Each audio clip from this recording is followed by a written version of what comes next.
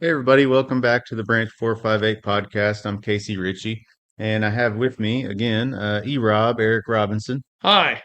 So we're going to talk a little bit about the implementation MOUs M-2009. If you go on to the NALC.org website, you look on there, it's the contract. Click on it, and it's at the very top of the contract. Whenever you look at the electronic version, it's the first thing you'll see.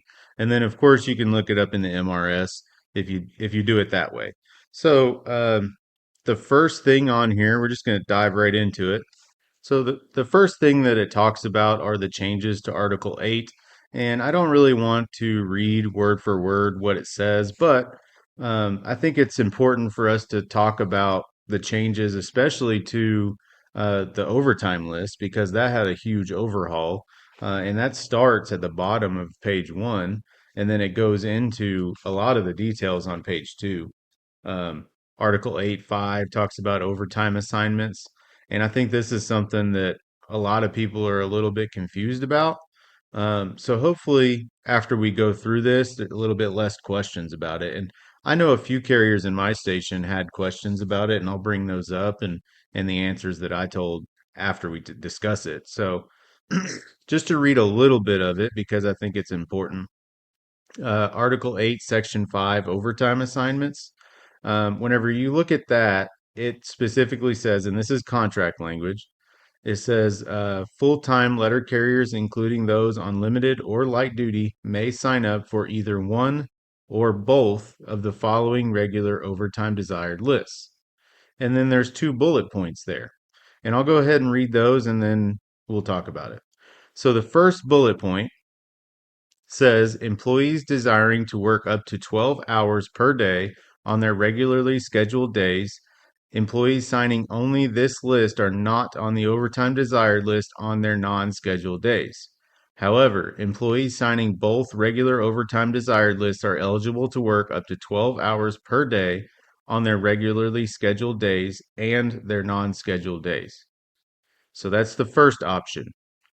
The second one, employees desiring to work 8 hours per day on their non scheduled days. Employees signing only this list are not on the overtime desired list on their regularly scheduled days or beyond 8 hours on their non scheduled days. However, employees signing both regular overtime desired lists are eligible to work up to 12 hours per day on their regularly scheduled days and their non scheduled days. All right, so let's break that down.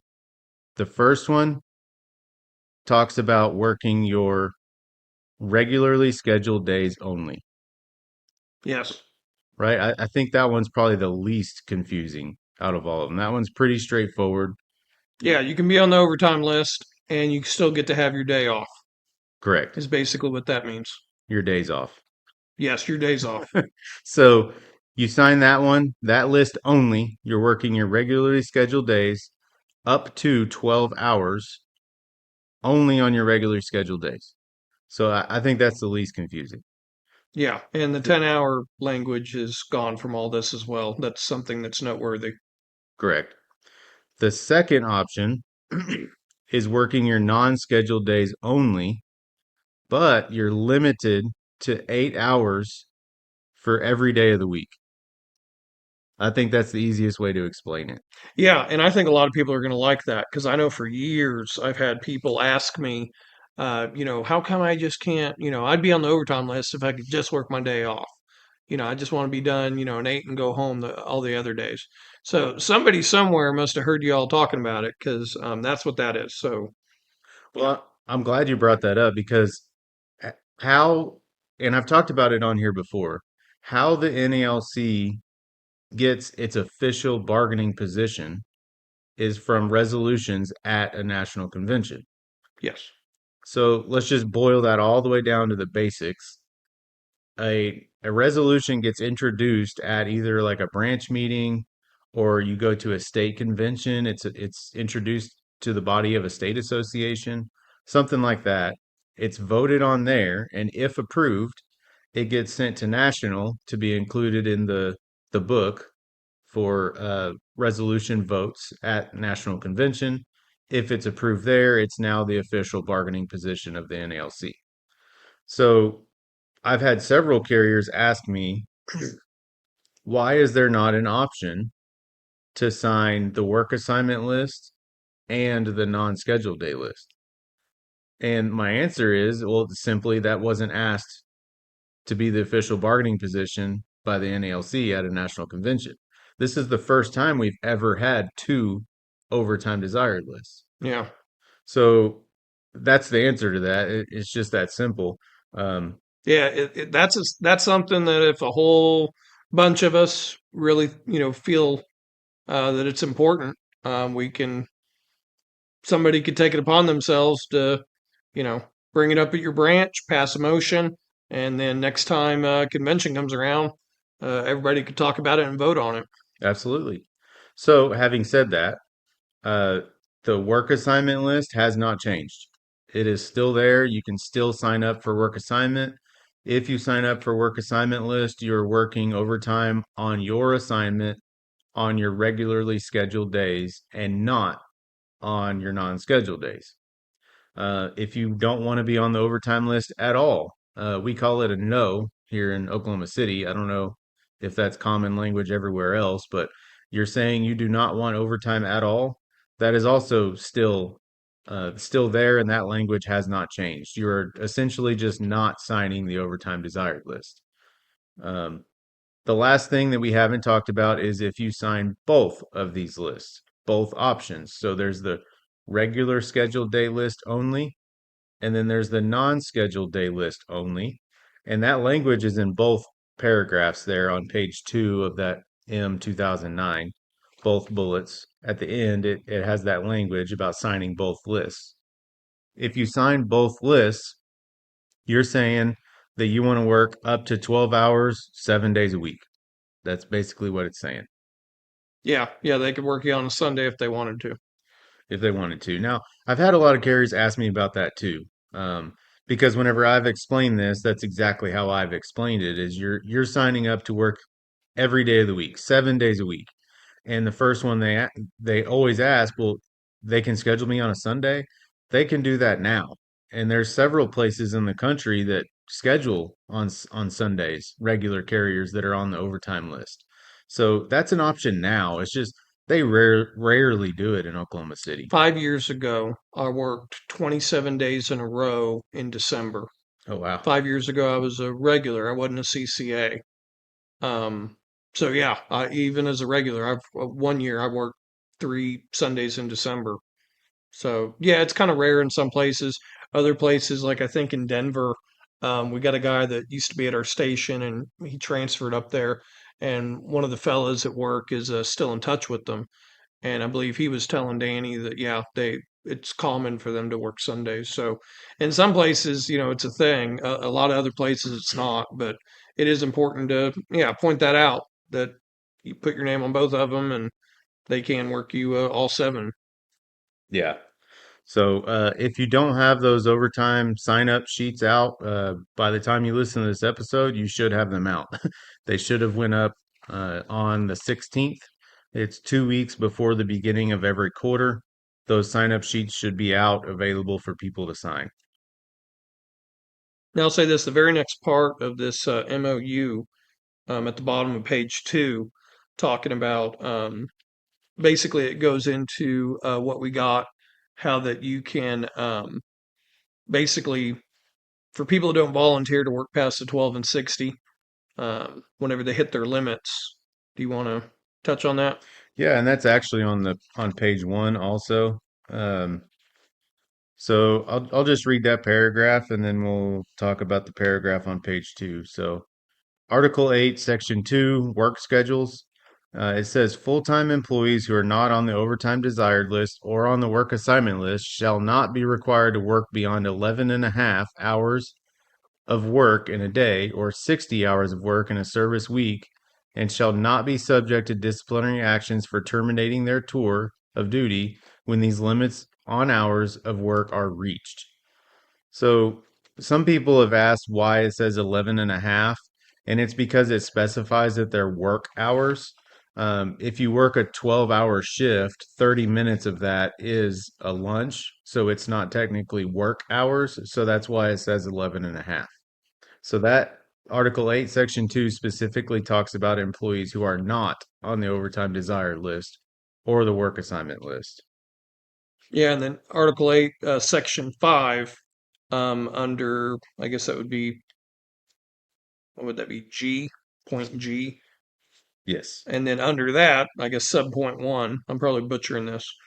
But it talks about employees that are on the overtime desired list and that you may be required to work up to 12 hours in a day, 60 hours in a week. And as it keeps on going, the third bullet point, it gets into about how that you may volunteer to exceed 12 hours in a day or 60 hours in a week. And then it says, those who do not volunteer shall not be subject to disciplinary action for terminating their tour of duty when the limits on hours of work in paragraph 2 above are reached. So break that down in English, Casey. So paragraph 2 above is talking about excluding December, shall be limited to no more than 12 hours of work, 60 hours of work in a service week, unless they volunteer. So it's basically saying that everyone, once you reach those work limits of the 12 hours and the 60 hours in a week, that you have the option of volunteering to work past those limits, or you can say, no, I don't want to do that. I'm going to effectively terminate my tour and I just want to go home. Have there been any other questions from your carriers about any of that?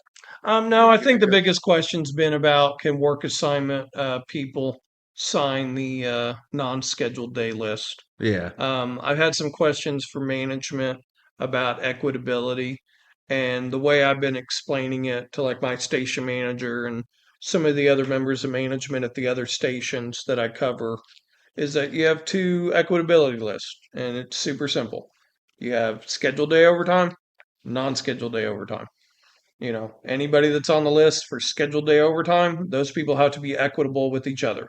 Yeah. Even if one of those people are also on the non scheduled day overtime list, like just working your day off, everybody that's on the list to work your day off has to be equitable.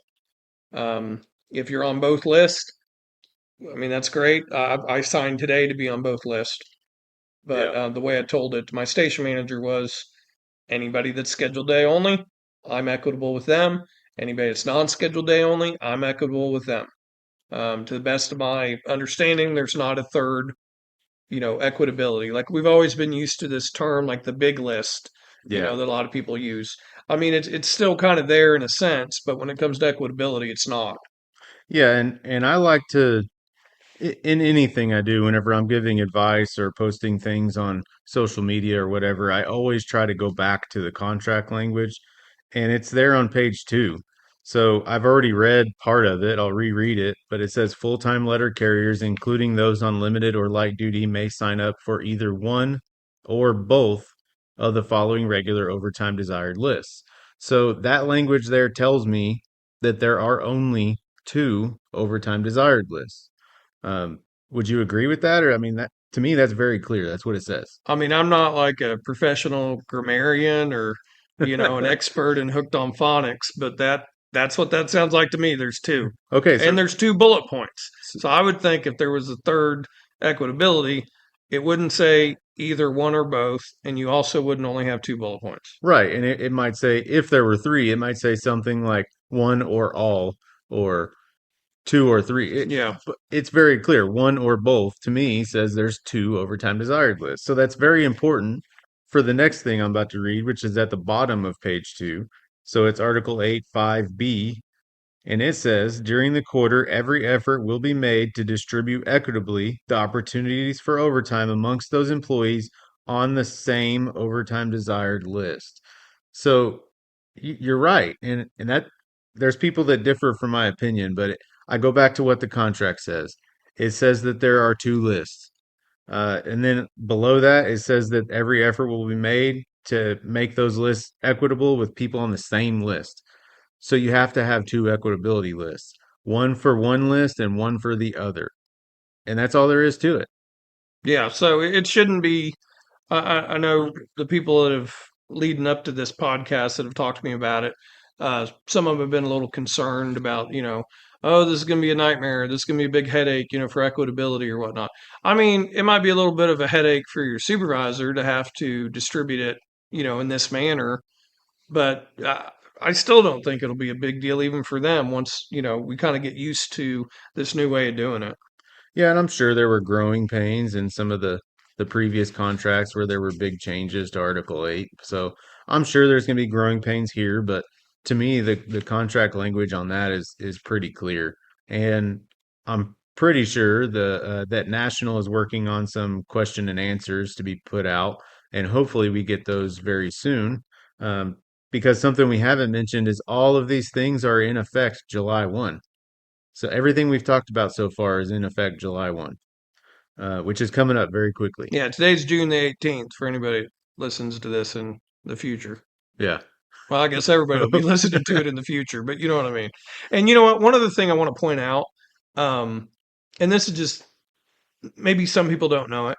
Article 8, Section 5, A1, full time letter carriers, including those on limited or light duty, may sign up for either one or both of the following overtime lists. In case anybody doesn't know, if you get injured and you're on limited duty, you have work restrictions, you're on light duty, whether it happened off the job or that'd be light duty. On the job would be limited. Mhm. Um, Depending on your restrictions, unless your doctor specifically says you cannot work more than 8 hours, you're able to be on the overtime list. You may just have a restriction where you can't do more than 2 hours of walking splits a day, which is clearly different than doing mounted or doing businesses or casing or whatever it may be. So just kind of throwing that out there too for anybody that does get hurt in one way or the other. If you end up being limited or light duty, as long as it's within your restrictions, hour wise, you could still be on the overtime list. Yeah.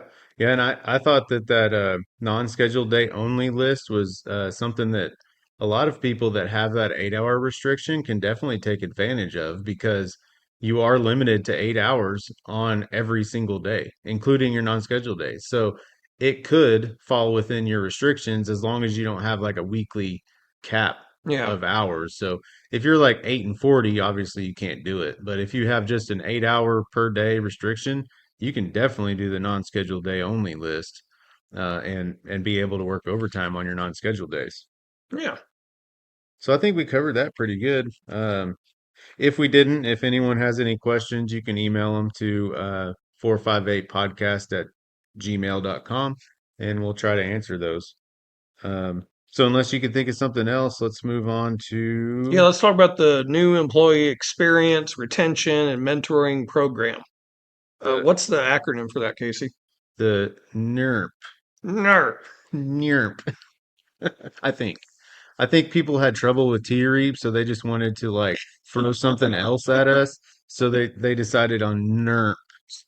That guy's job. Whoever that sucker is that comes up with these Hey, goofy. I got one. For the next route adjustment process, please call it city route adjustment process. Eh. Please.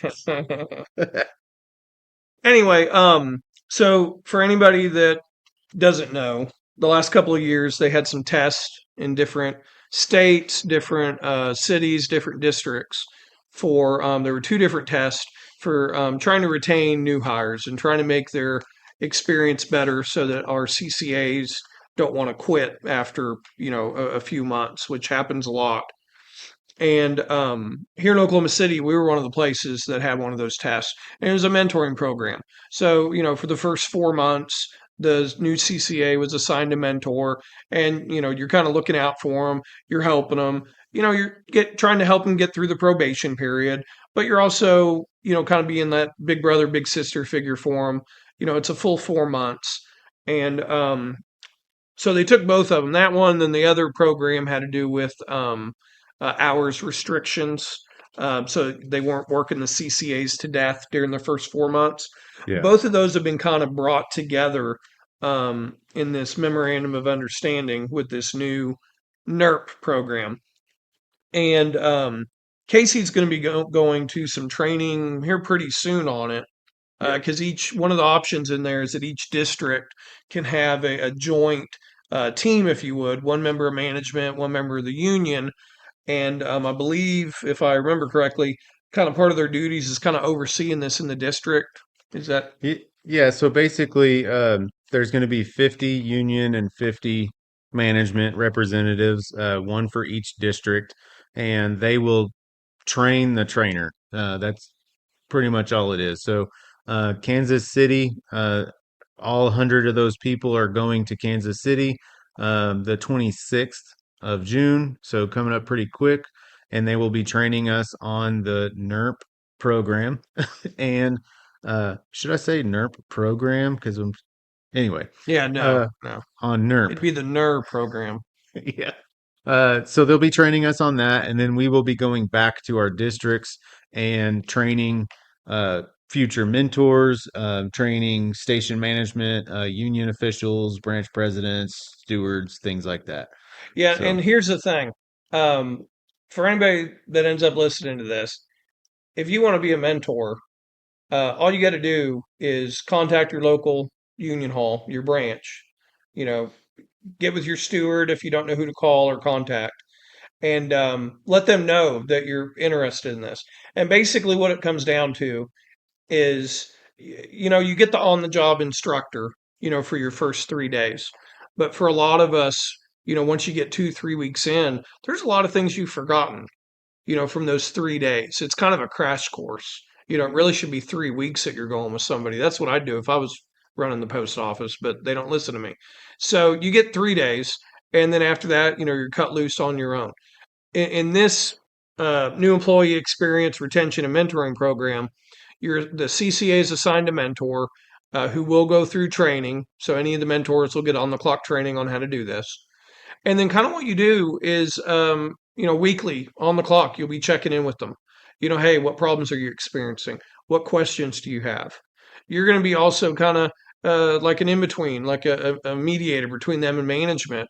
That way, if management's not real thrilled with their performance, you can kind of get the heads up on it, and you could start talking to the carrier like, "Hey, man, they mentioned you keep missing these scans," and then you could talk to the carrier about what's happening.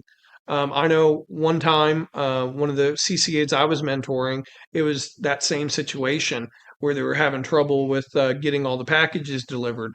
And turns out they weren't loading their truck very efficiently. They were just kind of throwing it all in there. Things were getting disorganized. They'd get to the end of the day, and then because they weren't organized real well, there'd be like a small spur that will have fell behind a tub or something. And, they didn't see it till the next day. Well, everybody knows that's a big deal, to have something with a barcode and it get left in your truck oh yeah. overnight. And so that's something that could potentially get the CCA on probation fired. Well, if through working with a mentor, if you're kind of showing them the way you do things that are a little bit more efficient, that make things easier for them throughout the day, they end up missing less of those packages and those scans. Um, you know, it takes what it takes, right? Mhm. These routes aren't adjusted to the CCAs. But at the same time, if they go have a CCA carrier route, they normally don't want it to take them 16 hours. And that's reasonable. And if day after day, if they're on a route and it's continuing to take them 5, 6 hours longer than what your average Joe would take, management gets upset, right? Oh yeah. Well, as the mentor, you get to talk to the carrier kind of about the situation to maybe find out maybe some things that are missing that are causing it to take a little bit longer than what would be normal, quote unquote. And keep in mind when I talk about this, I'm definitely taking my steward hat off. I'm just thinking of it as a mentor, somebody trying to look out for the new hire so that they can get through probation and go on to have a good, happy career. Um, and so, like in my experience, they'd say, hey, they got a whole bunch of stationary events. Well, we hear that all the time, and sometimes we roll our eyes. Oh yeah. But for a new hire, maybe those stationary events, quote unquote, are happening at every relay point all day long. And they're taking 10, 12 minutes for like a relay to get their mail ready. Well, then I'd go talk to them. Well, once again, turns out either nobody showed them how to get organized in the morning during the parking lot. This one fellow I'm thinking of, I won't say his name, he'd load, be out the parking lot in like 10 minutes flat. And management's like, oh wow, he's so efficient. This is all going great. But then when he hits the street, He's taking multiple hours longer than what they anticipated after he's already been on this route for several weeks. Well, when I went out with him to see, okay, let's see what's going on, I immediately identified he was just chucking the things in there and then sorting them at the different part points. Now, for any type of seasoned carrier, you're going to know that that's not helpful in any way, shape, or form. Yeah, no. And Organization helps so much. well, yeah. And a lot of times it causes these CCAs anxiety because they're so paranoid about not missing a package, about not having a backtrack, about trying to, make the times or whatever. And they're really kind of getting in their own way and they don't even know it. Yeah. So, really, I've been a huge fan of this ever since we were testing it in Oklahoma City. And so this program's kind of going, nationwide. Um, Yeah, and it like Eric said, it blended the mentoring program and the new employee experience and retention program together. We like he said, we had the mentoring program in Oklahoma City, and I was a mentor also, and it worked out great.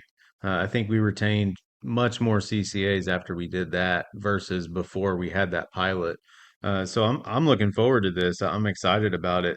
A little bit about the new employee experience and retention program that was blended with the mentoring program. That's the one that included, getting them supplies their first day on the job. They got a new satchel, not a used satchel, a new satchel. They got a post office hat to wear and a reflective vest. They got a tour of the building, which we did in the mentor program also. Get any of that. My first satchel I got had about 12 years of leftover lunch crumbs from the Yeah. previous fella. You get out there halfway through a split and you get hungry, you can just reach down and definitely find something in there. So I'm glad they're getting new satchels. Yeah, me too. I'm the same boat. My first day by myself, I asked my supervisor where the satchels were. He looked around at the cases and just grabbed one off of a hook on a case. And he said, "That's yours now." And I learned it's funny because I learned like months later that carrier just happened to be on his day off and I took his satchel and didn't even know. But the supervisor gave it to me. So I'm in the same boat. So So yeah, the moral of the it, story is anytime you come to work, if your satchel's missing, you need to go hunt down the CCA that took it. yeah, it was the supervisor, not the CCA. So yeah, it gets into a lot of these things, and then with this program, it also has very strict work schedules for their first 11 weeks. It tells them how much they can work weeks 1 through 8, how much they can work week 1 through 4, weeks 5 through 8, 9 through 11, and then beyond. So it specifically lays all that stuff out. And Um, and before you go on past it, weeks 1 through 8, they're restricted to only working in their employing office, not their yeah. employing installation, their employing office. So that means for the first 2 months, they're only at their home station. And if you keep reading in there, it says this includes restricting these employees from working in hubs outside of their employing office. Before we go any further, we are now in the contract language on page 260. We're not reading out of the M 2009 Oh, anymore. yeah. So we jumped to that. If anyone wants to look it up, it's on page 260 of the contract. But yeah, it says in their employing office, this includes restricting these employees from working in hubs outside of their employing office.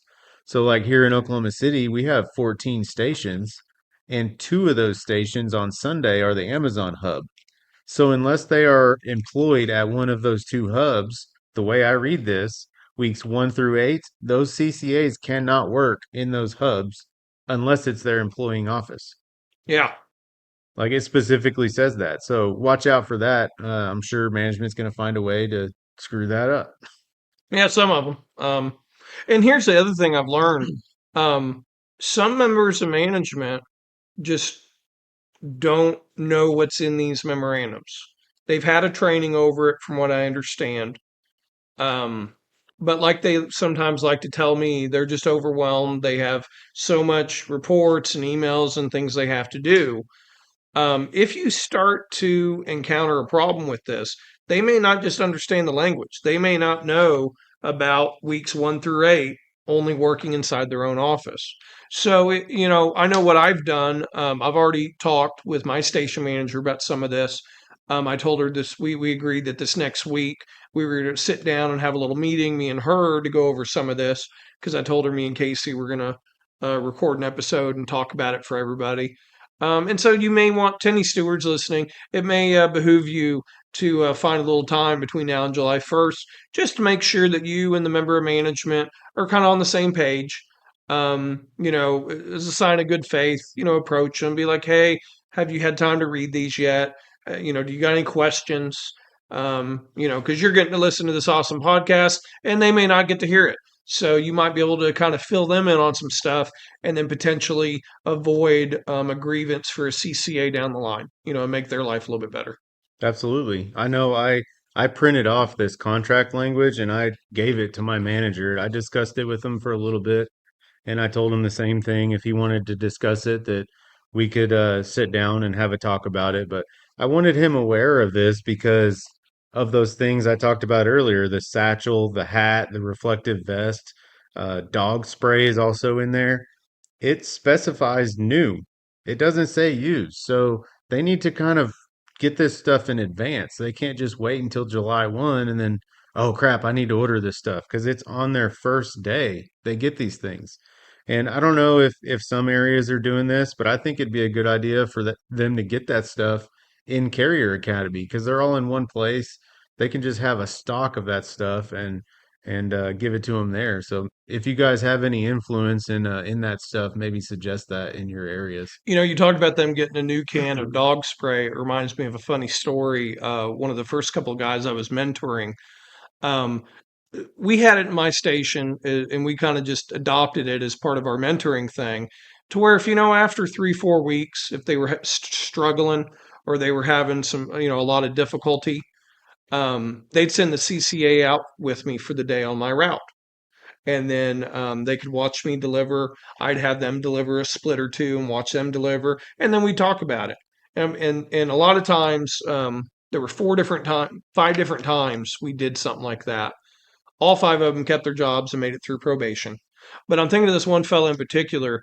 He caught on pretty quick, and he even told me, he's like, Eric, he's like, I can already see a couple of things you're doing that I'm not doing that are really just making this, difficult out here. And so I was kind of kidding with him throughout the day, and he was asking me like what was inside the dog spray, like what was in it. And I told him, I was like, well, I don't know exactly what's inside it, but I know it's a bad idea to put it on a chili dog. And so we were kind of laughing and everything.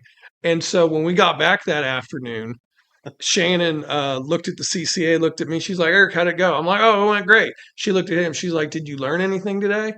And he was like, yeah, Eric taught me that I shouldn't put the dog spray on a chili dog.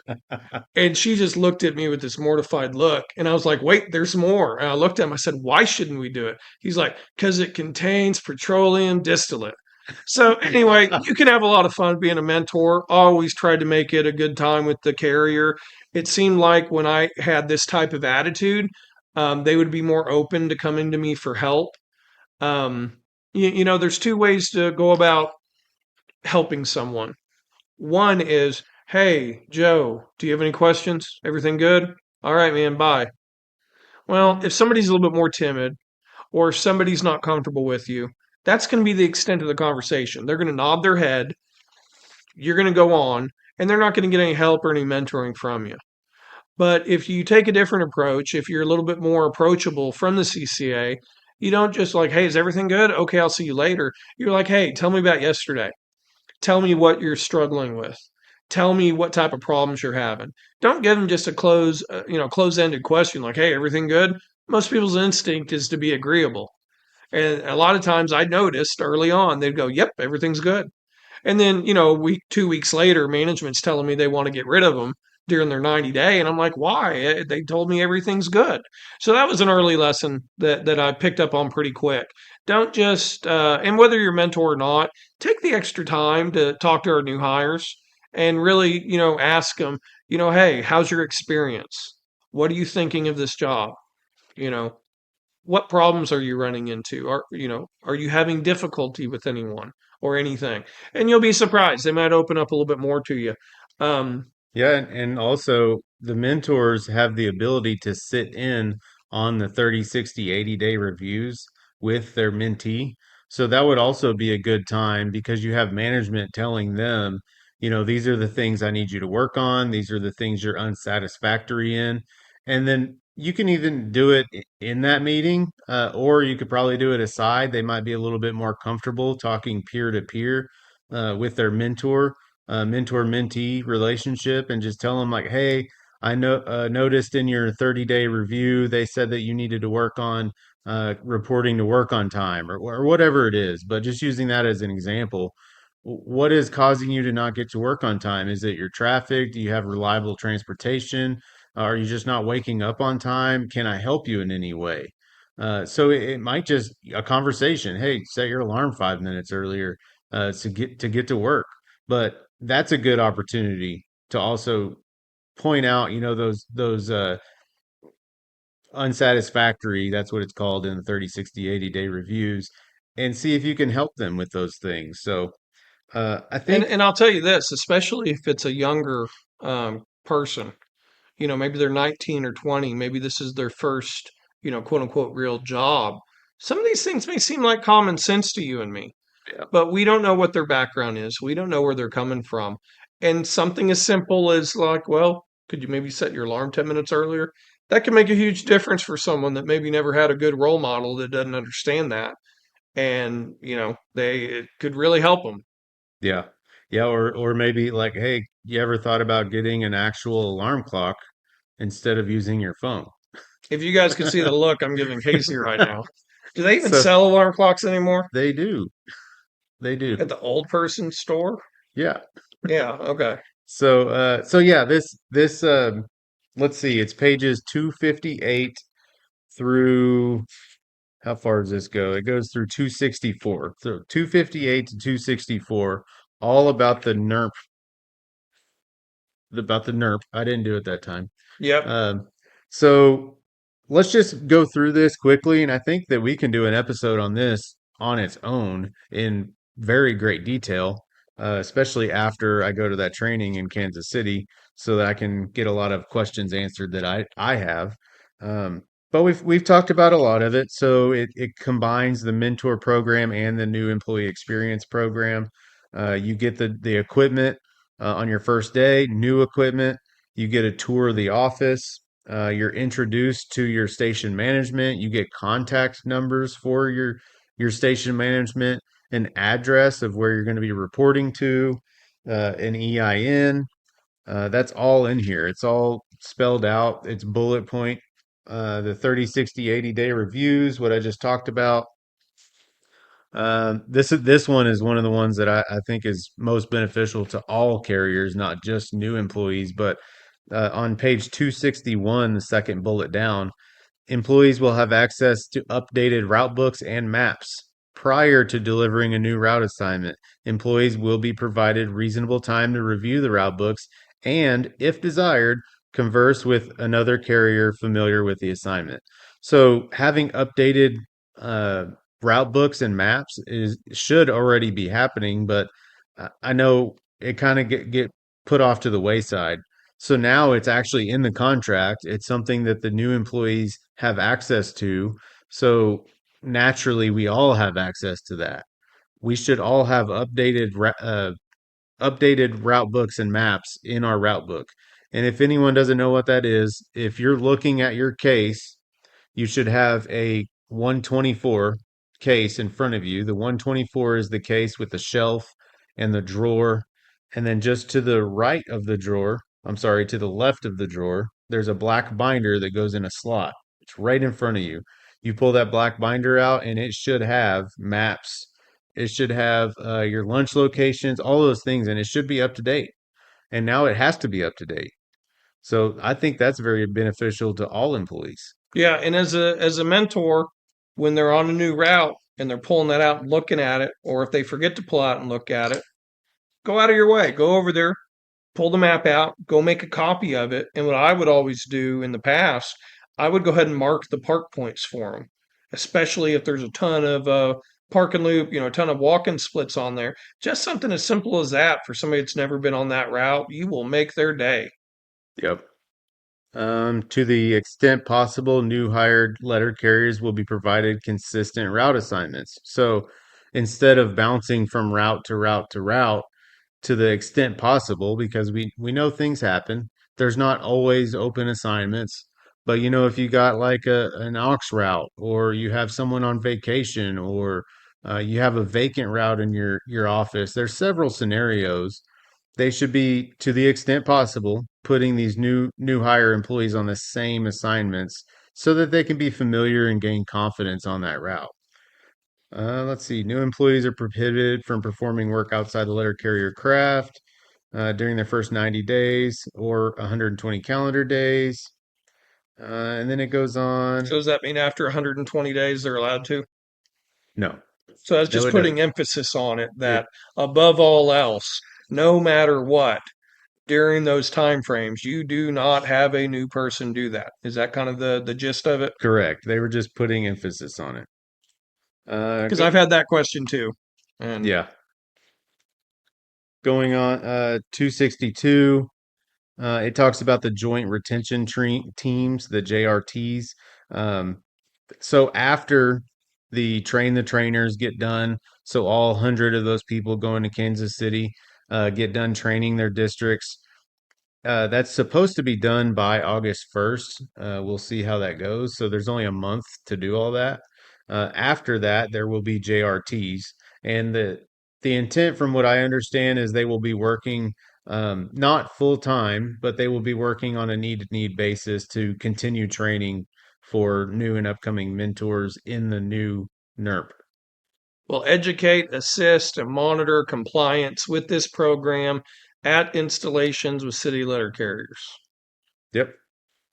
So it won't be like a full time gig. It'll be something that's done as needed. Yeah, so if at your station, if you start getting new hires after July 1st, and if you just happen to notice that none of these things are taking place, see something, say something. Reach out to your steward, reach out if the steward doesn't care to your branch, your union hall. That way they can engage the jerk who is assigned to your, yeah, man, another acronym, the JRT from the union side, so they can get with their management counterpart to figure out why this is not going on at your station. Yeah, it Yeah. keeps on going. What else we got in here? It just continues to talk about the mentor program, and we discussed that pretty good because we had that here. Yeah, yeah. Um, so yeah, that's all in the contract in the national agreement, page 258 all the way through 264. And like I said, we'll do an episode over that alone at a later date, go pretty in depth on it. Now, the other day, what's today? Today's 18th. So yes, the other day, yesterday. Sometimes Casey gives me a hard time about calling yesterday or the other day. But the other day, the union put out on NALC's website under news and information that USPS announces implementation dates for CCA wage increases and pay table changes in accordance with arbitrator Nolan's March 21st, 2025 interest arbitration award. And I just wanted to cover these three things that were in there in case anybody hadn't heard about it. I know we shared it on, Casey shared it on the branch Facebook page, but the CCA pay increase, they in the contract, they had 180 days to where all the CCAs were going to get a 50-cent bump. That took effect June the 14th. So it was pay period 14 of 2025. All CCA's pay rate goes up 50 cents per hour. So that took effect a few days ago. The second part on there was also effective June 14th.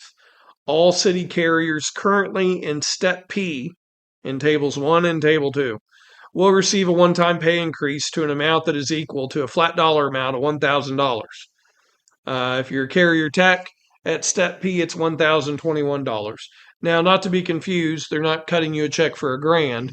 It's just your hourly rate's going to go up roughly 47, 48 cents an hour, if I remember my math from several months ago.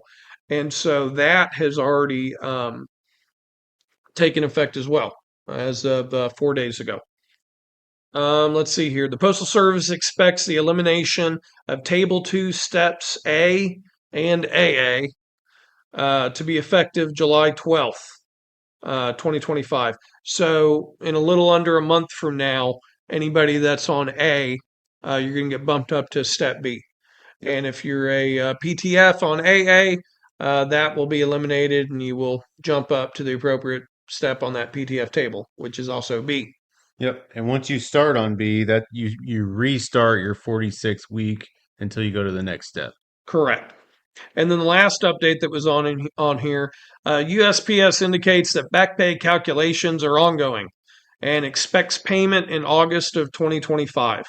The retroactive pay will include the November 18th, 2023 and November 16th, 2024 general wage increases, plus the 1% additional increases for CCAs on those dates, and the first four COLAs for career carriers. Heck yeah, good information. Yeah, so that's some of the latest updates they put out there. I know a lot of people have been wondering when their back pay is going to show up. I've been trying to forget about it altogether. That way, one day I'll open my check and it'll be a huge surprise. But yeah, August is when we can look at that. Awesome. What else you got? Got any other Downtime. hot topics? Casey, you have downtime. I need you to carry an extra split, and I need you to Oh, be back in 8. Can you okay. get to that for me? Thank you. Well, okay, so downtime. Let's talk Well, about I've been downtime. hearing a lot of people talk about it lately because it's summertime, and Yeah. typically volumes do kind of go down. And so I've had a lot of carriers complaining that at their different stations, some members of management are being very aggressive with downtime and with their downtime expectations. Okay, so the first thing that comes to mind when anyone says downtime, especially in the summer months, because of working with route adjustments and stuff like that, is June, July, August are exclusion periods, and the reason for that, let's just explain that. So exclusion period meaning they cannot use June, July, or August data on your route to adjust your route. They can't use those 3 months in your 8 week analysis whenever they're doing a route count and inspection. That's all part of Chapter 2 of the M-39, Chapter 9 of the M-41. So that's what I mean by exclusion period. And the reason for that is because mail volume goes down in the summertime. So I think it's only natural that we would have downtime sometimes. I think management embellishes that downtime a lot. They kind of inflate that downtime and they want us to run. And I would encourage everyone to not do that. Well, and the Um, other thing that sometimes with their fictitious made up downtime figures is, it could be 115 degrees outside with the heat yeah, index. And, what type of impact is that going to have on your day? yeah, It a lot of times it causes me to go past 8 because I am yeah. stopping more frequently, normally starting around 10:30 in the morning, 11 o'clock in the morning. Every split, I'm stopping and dumping water on myself or getting my cooling towel out and swapping them out. You're going to be going to 7-Eleven a little bit more often, to go inside and use the bathroom because all the water and electrolytes that you're going to be, consuming while you're out there, or Brondo if you're one of those people. And so, Yeah, and just going to the bathroom and splashing water in your face or your neck, rinsing off a little bit, like it's refreshing, cools you off. So, uh, yeah, you definitely want to take care of yourself in the summertime. So that is probably going to eat up some of that downtime that management's trying to push on you. So if you have downtime, if you believe you have downtime, then be honest about it and take the downtime. But if you're in a situation where they're being aggressive with you and you legitimately don't feel like you have downtime, I would put it on a 96. Whenever they're saying, hey, I need you to take this 45 minutes for your downtime, and after you've already verbally told them, I don't feel like I have downtime, and they're instructing you to take it anyway, that's what we have 96s for. I'd grab a 96, I would fill it out. I would put on there in the reason in box J, uh, supervisor blank is telling me I need to take this and I don't feel like I have that time. And then you put your estimate in there. How much are you going to go over? If you're going over by the 45 minutes they told you, put that in there. If you're going over by 30 minutes because you can take 15 minutes of it, put that in there. But I would stand your ground on that. Yeah, yeah, definitely don't be bullied at it. And depending on the station you're at, you may be able to just have a conversation with your supervisor and Mhm. let them know, hey, you know what? I understand that's your estimate. I was kind of looking at my volume today. Here's my estimate. This whole downtime game, the whole pivot tool that they're implementing, that doesn't change our reporting requirements. Nope. If I feel like I'm going to be needing overtime to complete all the mail that I'm being given, I have an obligation to let management know that. And if I just take the downtime from them, if I go out there to the street, deliver my route, go carry the extra on the other route, go into overtime, and then come back, 30 minutes after 8 or however long it takes me, there's kind of a problem with that. Because number one, you're putting yourself in a position to be accused of unauthorized overtime, which, I mean, I get it. To me, that, part of me is like, that's completely ridiculous.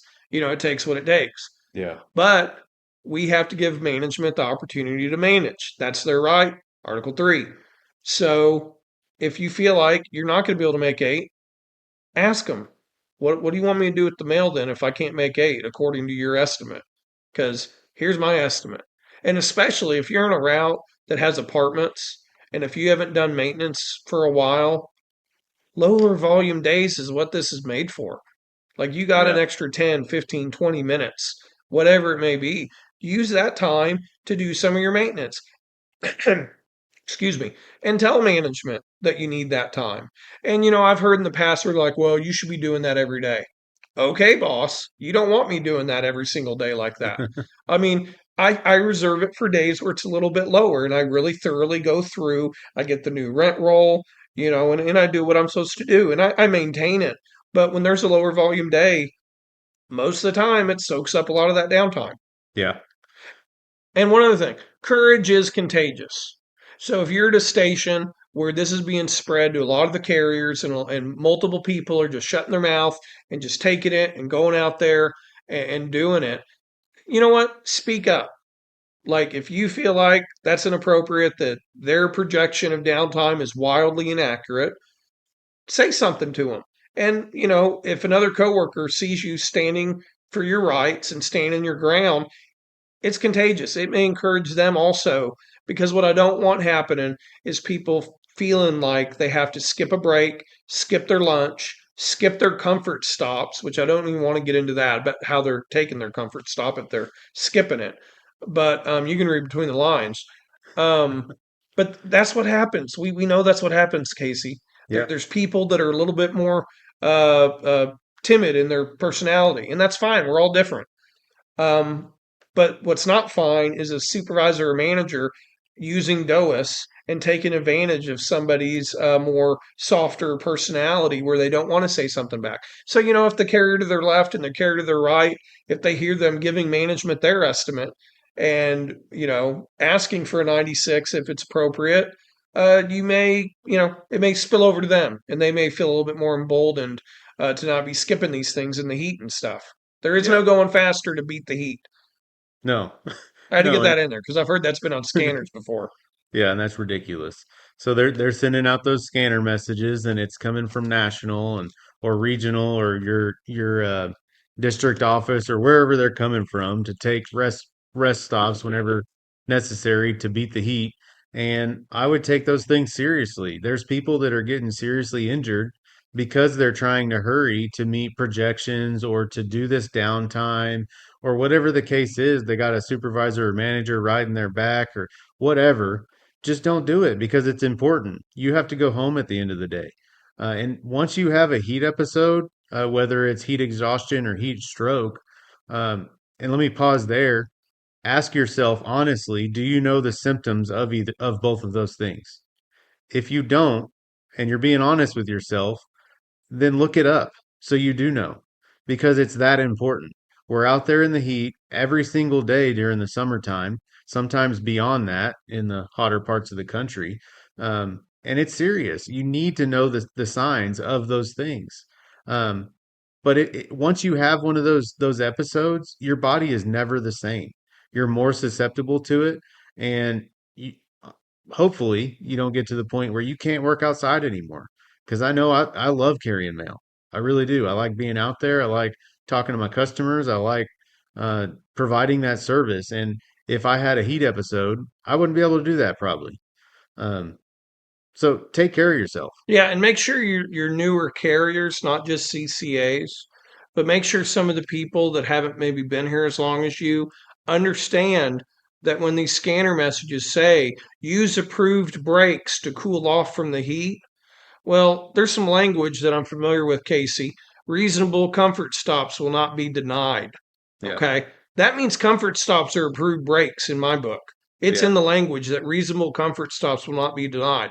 And if it's 100 and whatever outside, if it's 90 outside, and you got to stop and go cool off somewhere, that's completely reasonable to 99.9% of people that would think about the topic. Yeah. And I just don't want new people thinking they can only use their 10-minute breaks and lunch to cool off, because that is happening. There are people that think it. And so just take these new people under your wing, even if you're not a steward, even if you normally don't, speak up or do a lot of stuff at your station. Make sure they know, hey, man, when this says that on there, comfort stops are a thing and they're approved. Yeah. It's in our language. Yeah. So I guess the last thing I'll say about downtime is that is supposed to be assigned in the PM, and that's in the M-39. That's part of management's responsibilities. So I know they're going around in the mornings and they're trying to push this on people because they're inherently lazy. They want to get that mail out and they want to get it assigned as quickly as possible, and they're going to do it in the morning.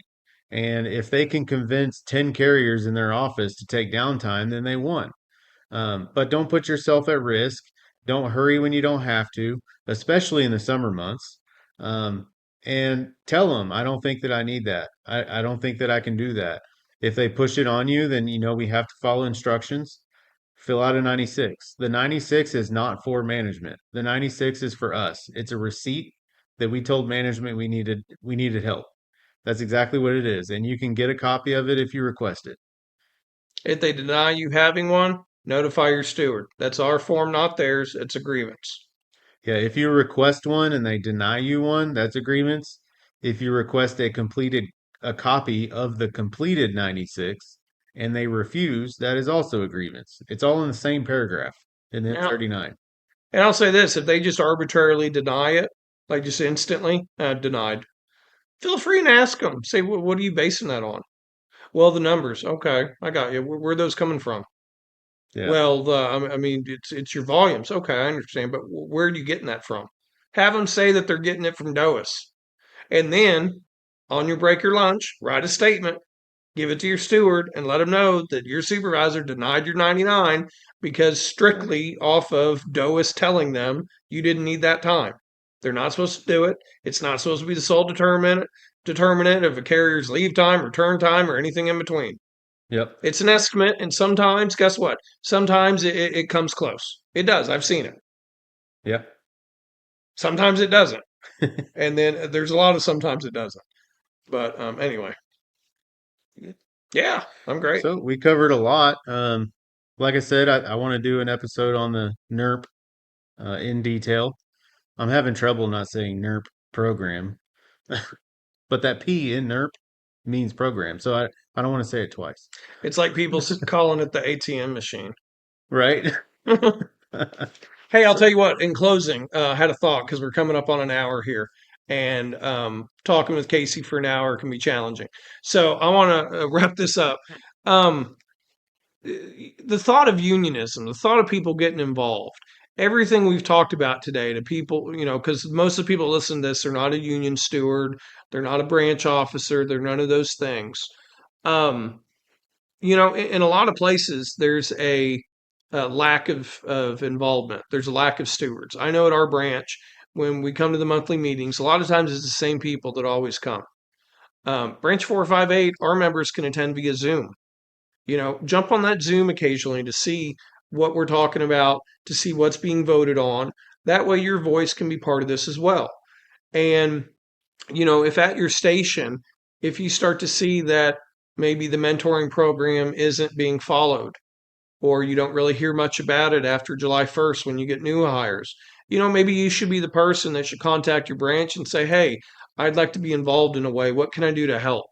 I mean, Casey, do you know how thrilled Ken would be if he got 10 or 15 phone calls this month of carriers saying, hey, man, you know what? How can I help? Is there anything you guys need? Is there a way I can get involved? What can I do? Yeah, we need it. Yeah, Come on. yeah, and you'll get a lot of satisfaction from it. The camaraderie that I get over the last 5 years since I've been getting involved in stuff is invaluable to me. It's brought me a lot closer to a lot of my coworkers at work, and I view them in a different light. It's caused me to care about them more. Where before, that wouldn't have been part of my verbiage. Yeah. Um, I Yeah. don't know. It I just know getting involved with the union here in Oklahoma City has opened up a lot of doors for me. It's done a lot. I'm able to help a lot of people. I never thought that whenever I got hired, I would be doing a podcast in 2025 just to educate people. you Like know, I never thought that, and I enjoy doing it. So if anyone has any suggestions on episodes, I know we drummed up a few just in this one that we're going to do later on.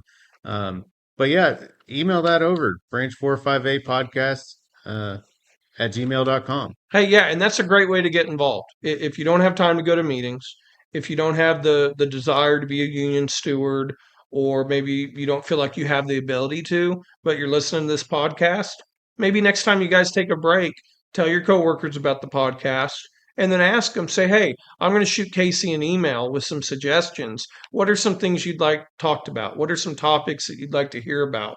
And maybe you could be that kind of point of contact for your station with the podcast. I mean, I guarantee you, Casey will be thrilled if in a couple of weeks he gets a couple emails from people with some ideas or things they want to hear about. So that could be a huge way for you to get involved and help out your fellow brothers and sisters. Absolutely. So if you want to be a mentor, tell your branch president, I want to be a mentor. If you want to get involved being a steward, tell your branch president, I want to be a steward.